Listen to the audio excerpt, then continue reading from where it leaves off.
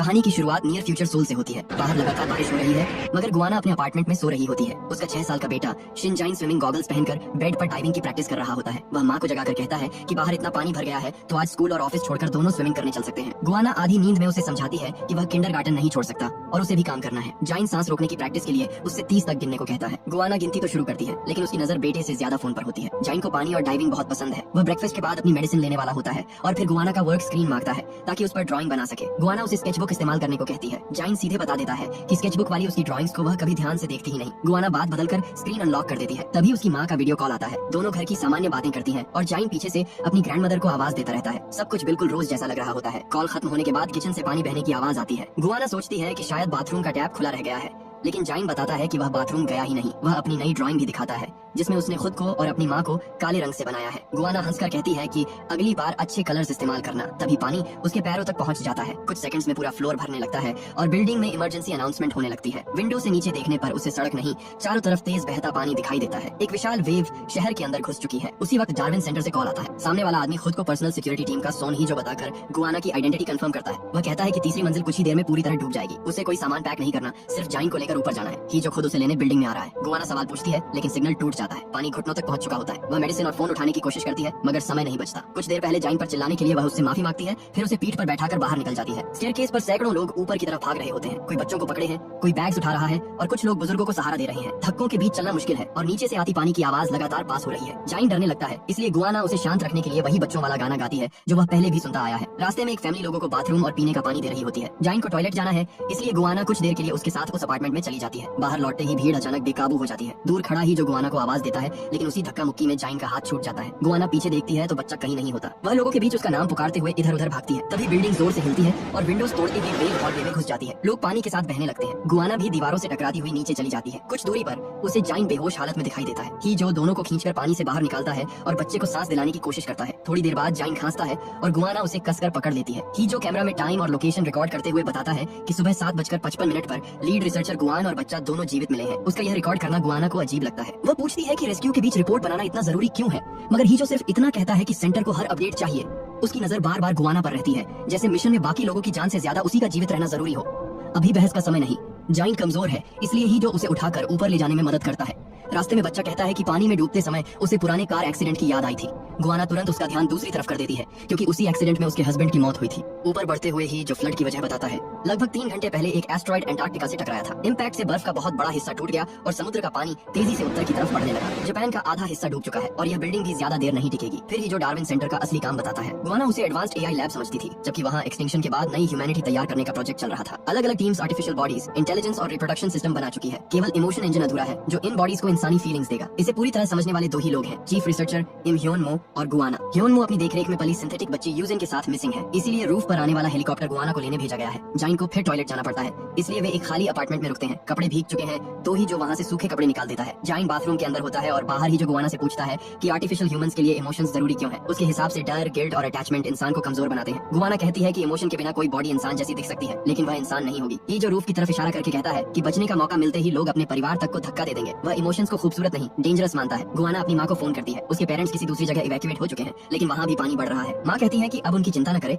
और सिर्फ जाइन को बचाए। वह अगले हफ्ते खाना लेकर आने की बात भी करती है जैसे सब फिर नॉर्मल हो जाएगा। फिर उसकी आवाज बदल जाती है। वह बेटी को धन्यवाद कहती है और बताती है कि वह उससे बहुत प्यार करती है। कॉल कटने से पहले दोनों समझ जाती है कि शायद यह उनकी आखिरी बात है। गुआना फोन नीचे करती है मगर ही जो उसे चलने के लिए कहता है क्योंकि पानी 10वीं मंजिल तक पहुंच चुका है। उसी अपार्टमेंट में गैस लीक होने से आग फैल जाती है। आगे जाने के लिए उन्हें टूटे हुए हिस्से के नीचे से क्रॉल करना पड़ता है। पहले जाइन को संकरे रास्ते से दूसरी तरफ भेजा जाता है। वह माँ को छोड़कर जाने से डरता है मगर गुआना भरोसा दिलाती है कि वह ठीक पीछे है। अगले ही पल स्ट्रक्चर टूटता है और गुआना नीचे भरे पानी में गिर जाती है। ऊपर से जाइन उसे पुकारता रहता है। पानी के अंदर उसे अपने हस्बैंड का एक्सीडेंट याद आता है। उनकी कार नदी में गिरी थी और तब से पानी के साथ उसका गिल्ट भी जुड़ा हुआ है। वह किसी तरह बाहर निकलती है। तभी एलिवेटर के अंदर फंसी छोटी बच्ची की आवाज सुनाई देती है। बच्ची अपना नाम ली जीसू बताकर डोर खोलने की रिक्वेस्ट करती है। गुआना उसे निकालने की कोशिश करती है लेकिन वाटर लेवल तेजी से बढ़ रहा है और जाइन ऊपर अकेला है। वह मदद लेकर लौटने का प्रॉमिस करती है मगर उसी समय आई वेव उसे एलिवेटर से दूर बाहर ले जाती है। वह जीसू को वहीं छोड़कर ऊपर जाने पर मजबूर हो जाती है। जाइन की हालत फिर बिगड़ती है। उसकी मेडिसिन मेडिसिन फ्लड में खो चुकी है। ही जो कहता है कि बच्चे का मॉर्निंग बैकअप मौजूद है, इसीलिए बॉडी बची न भी तो उसके डेटा से उसे दोबारा बनाया जा सकता है। गुआना इस बात पर भड़क जाती है। उसके लिए जाइन कोई बैकअप फाइल नहीं,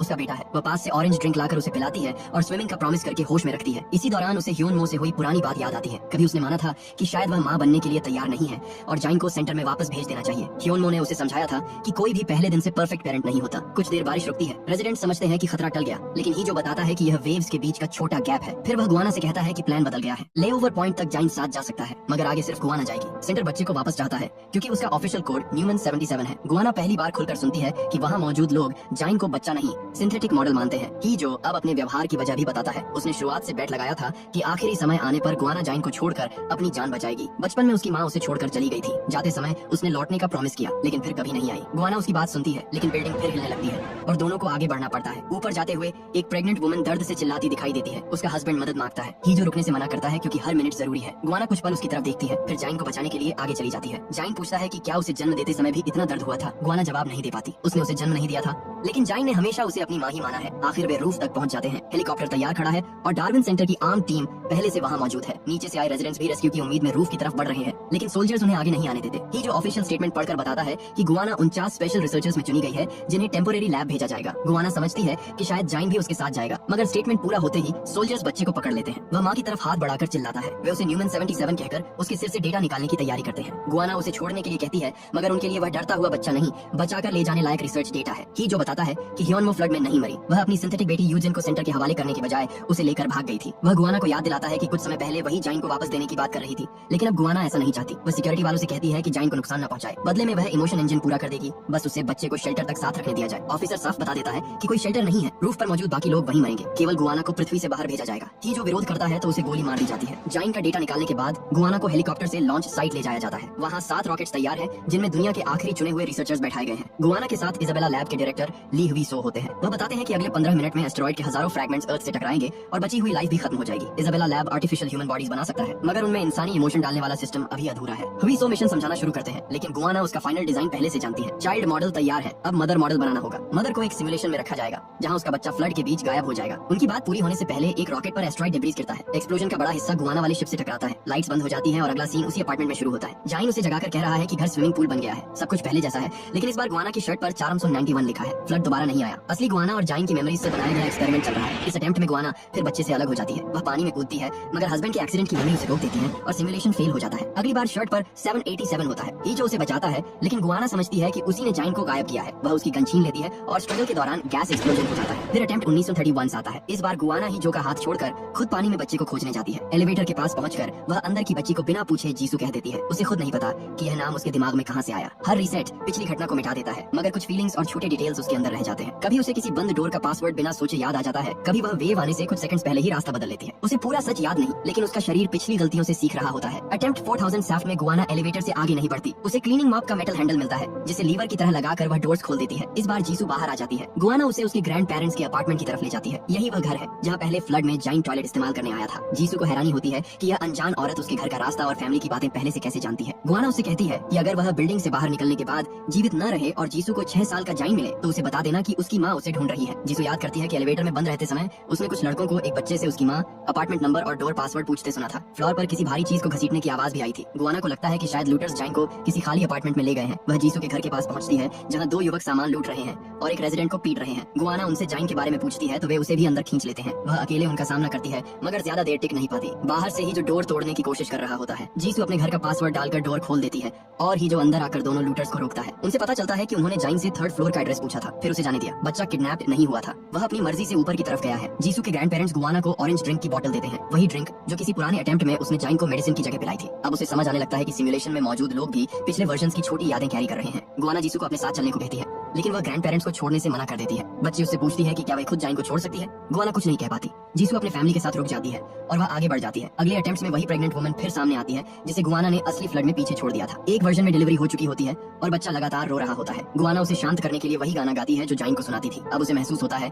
कि सिमुलेशन सिर्फ यह नहीं देख रहा कि वह अपने बेटे तक पहुंचती है या नहीं। हर बार उसे उन लोगों के सामने भी वापस लाया जा रहा है जिन्हें उसने पहले रास्ते में छोड़ दिया था। अपने फोन में उसे जाइन की भेजी हजारों ड्राइंग्स मिलती है। हर ड्राइंग में फ्लड का अलग वर्जन है। कहीं गुआना पानी में बह रही है, कहीं हेलीकॉप्टर उसके उसके पीछे है और कहीं जाइन दूर खड़ा उसे जाते हुए देख रहा है। उसे बच्चे की पुरानी बात भी याद आती है। जाइन पूछता था कि वह कल भी 6 साल का था, उससे पहले भी 6 साल का था और हमेशा 6 साल का ही क्यों रहता है। शायद उसे रिसर्च का पूरा मतलब नहीं पता था। एक अटेम्प्ट में ही जो कहता है कि उसने जाइन को ढूंढ लिया है। गुआना को अचानक रूफ वाला सीन याद आ जाता है। वह उसे चेतावनी देती है कि सिक्योरिटी वहाँ उसे गोली मार देगी। सोल्जर्स दोनों को पकड़ने लगते हैं, लेकिन इस बार ही जो उसकी बात पर भरोसा करता है। लड़ाई में गुआना गन उठाकर उसकी जान बचाती है। सुरक्षित जगह पहुंचने पर वह बताती है कि जाइन हजारों बार गायब हो चुका है। वह हर बार उसे खोजती है, लेकिन सही जगह तक पहुंचने से पहले सिनेरियो खत्म हो जाता है। तभी उसे जाइन की एक आदत याद आती है। नाराज या दुखी होने पर वह क्लोजेट में छिप जाता है। बिल्डिंग के लगभग सभी खुले अपार्टमेंट सर्च हो चुके हैं। केवल 30th फ्लोर का यूनिट 3004 बाकी है, जहां डार्विन सेंटर की सिक्योरिटी रास्ता रोक रही है। गुआना समझ जाती है कि जाइन वही हो सकता है और सिमुलेशन जानबूझकर उसे उस फ्लोर से दूर रख रहा है। ही जो पूछता है कि वह उसकी मदद क्यों करे, जब हर रीसेट में वे स्ट्रेंजर्स की तरह मिलते हैं। गुआना कहती है कि शुरुआत में वह उसके ट्रैप में फंसती थी, मगर अब खुद उसे ढूंढती है क्योंकि जाइन तक पहुंचने के लिए उसे उसकी जरूरत है। फाइनल अटेम्प्ट में गुआना की शर्ट पर OTZ4999 लिखा होता है। इमोशन इंजन सही चॉइस तक पहुंचने से पहले 21,499 बार फेल हो चुका है। स्टेयरवेज ब्लॉक है, इसलिए गुआना और ही जो बैल्कनीज और बिल्डिंग के बाहर निकले हिस्सों से 30th फ्लोर की तरफ चढ़ते हैं। नीचे सोल पानी में गायब है और हर वेव बिल्डिंग को कमजोर कर रही है। रास्ते में ही जो घायल हो जाता है, फिर भी सिक्योरिटी वालों को रोकने के लिए पीछे रह जाता है। गुआना को डर है कि इतनी बार अकेला छोड़ने के बाद शायद जाइन उससे मिलना ही न चाहे। ये जो अपनी कहानी याद करके कहता है कि छोड़ा गया बच्चा हमेशा नफरत नहीं करता। कई बार वह सिर्फ ये इंतजार करता है कि उसकी माँ वापस आएगी। अगर जाइन हर बार गायब हुआ है तो वह गुआना से भाग नहीं रहा, वह उस प्रॉमिस का इंतजार कर रहा है जिसे गुआना भूल चुकी है। ये जो सिक्योरिटी को रोकते हुए उसे आगे भेज देता है। पहली बार वह किसी माँ को बच्चे तक पहुंचने से रोकने के बजाय उसकी मदद कर रहा होता है। गुआना यूनिट 3004 के क्लोजेट तक पहुंचती है। डोर खोलते ही जाइन अंदर बैठा मिलता है। उसे देखकर वह वहीं घुटनों पर बैठ जाती है। वह माफी मांगती है कि उसने उसकी ड्राइंग्स नहीं देखी, उसे बार बार खोया और हर रीसेट में भूल गई कि वह कहाँ छिपता है। उसे डर है कि अगली बार फिर सब भूल जाएगी। जाइन कहता है कि उसकी माँ ने उसे अबैंडन नहीं किया था, बहुत पहले उसी ने उसे क्लोजेट में वेट करने को कहा था और प्रॉमिस किया था कि वह उसे ढूंढने वापस आएगी। ये सुनते ही गुआना को रियल टाइमलाइन का दबा हुआ हिस्सा याद आ जाता है। रॉकेट पर डिब्री गिरने के बाद उसकी बॉडी पूरी तरह इंजर्ड थी और उसके बचने की उम्मीद नहीं थी। उसने हवीसो से कहा था कि मदर मॉडल के लिए किसी और को न चुने। उसकी और जाइन दोनों की मेमोरीज इजाबेला लैब भेज दी जाए। ट्रांसफर शुरू होने से पहले उसने जाइन से कहा था कि आंख खुलते ही सामने वाले क्लोजेट में छिप जाना और वहीं इंतजार करना, वह जरूर उसे ढूंढ लेगी। जाइन हर सिमुलेशन में उसी बात पर भरोसा करके वहाँ बैठा रहा, जबकि गुआना को वह प्रॉमिस याद करने में हजारों अटेम्प्ट्स लग गए। अब पूरी तस्वीर साफ हो जाती है। फ्लड, अपार्टमेंट के रेजिडेंट्स, जीसू, प्रेग्नेंट वुमन, हीजो और रूफ पर हुआ बिट्रेयल, सब गुआना और जाइन की रियल मेमोरीज से बनी ट्रेनिंग सिनेरियो का हिस्सा है। हर रिसेट में गुआना को लॉस और सर्वाइवल के बीच फैसला करना था। यह सिर्फ बेटे को खोजने का टेस्ट नहीं था, उसे गेट से भागने के बजाय उन लोगों की तरफ भी लौटना था जिन्हें वह पहले पीछे छोड़ चुकी थी। सिमुलेशन अब भी खत्म नहीं हुआ। सिक्योरिटी टीम गुआना और जाइन तक पहुंच जाती है। गुआना बेटे को पानी में उतरने को कहती है और भरोसा दिलाती है कि इस बार वह पीछे आएगी। वह गार्ड से लड़ती है, फिर खुद भी पानी में छलांग लगा देती है। जाइन बिल्डिंग के बाहर लगे एंटेना को पकड़े लटका होता है। गुआना तैरकर उसके पास पहुंचती है। सामने से इतनी बड़ी वेव आ रही है कि बचने का कोई रास्ता नहीं दिखता। यही फिल्म 5 साल पीछे जाती है। डार्विन सेंटर ने आर्टिफिशियल बेबी बॉडी तैयार कर ली थी, मगर उसके इमोशंस डेवलप नहीं हो रहे थे। गुआना ने सुझाव दिया था कि फीलिंग्स को कोड की तरह डालने के बजाय एक्सपीरियंस से सिखाया जाए। शुरुआत में गुआना उसे रिसर्च सब्जेक्ट की तरह घर लाती है। बेबी के रोने, डायपर बदलने और रात भर जागने से वह परेशान रहती है। कई बार उसे लगता है कि उसने गलत डिसीजन लिया है। फिर जाइन उसकी आवाज पहचानने लगता है, पहला शब्द बोलता है और उसे माँ कहता है। गुआना उसे खाना खिलाती है, नहलाती है, चलना और बोलना सिखाती है। उसका हस्बैंड भी बच्चे को अपना बेटा मान लेता है। कुछ ही सालों में प्रोजेक्ट और फैमिली का फर्क खत्म हो जाता है। जाइन आर्टिफिशियल बॉडी में बना था, लेकिन उसके साथ बिताया हर दिन गुआना के लिए असली था। कार एक्सीडेंट में हस्बैंड की मौत के बाद गुआना फिर बंद रहने लगी। वह जाइन से प्यार करती थी, मगर किसी अपने को दोबारा खोने का डर भी उसके साथ था। इसलिए कभी वह बच्चे को सेंटर लौटाने के बारे में सोचती और कभी उसे अपने से अलग करने की कल्पना भी नहीं कर पाती। फ्लड वाले दिन उसी कॉन्फ्लिक्ट ने उसे जाइन से अलग कर दिया। प्रेजेंट में वेव गुआना और जाइन के ऊपर आने वाली होती है। गुआना उसका हाथ पकड़कर कहती है कि दोनों साथ डाइव करेंगे, बिल्कुल सुबह की प्रैक्टिस की तरह। पानी उन्हें ढक लेता है और चारों तरफ अचानक शांति हो जाती है। गुआना एक स्पेसक्राफ्ट में आंखें खोलती है। जाइन उसके पास बैठा उसे जगा रहा है और फिर साथ डाइविंग करने की बात करता है। वे नई आर्टिफिशियल बॉडीज में हैं या उनकी ओरिजिनल कॉन्शियसनेस की कॉपीज। फिल्म इसे पूरी तरह साफ नहीं करती, लेकिन उनकी मेमोरीज और एक दूसरे से जुड़ाव मौजूद है। विंडो के बाहर पानी से ढकी अर्थ दिखाई देती है। जाइन फिर गुआना से 30 तक गिनने को कहता है, जैसे कहानी की शुरुआत में कहा था। इस बार गुआना फोन या काम की तरफ नहीं देखती, वह बेटे के सामने बैठकर उसकी आंखों में देखते हुए काउंटिंग शुरू करती है और इसी सीन के साथ फिल्म खत्म हो जाती है।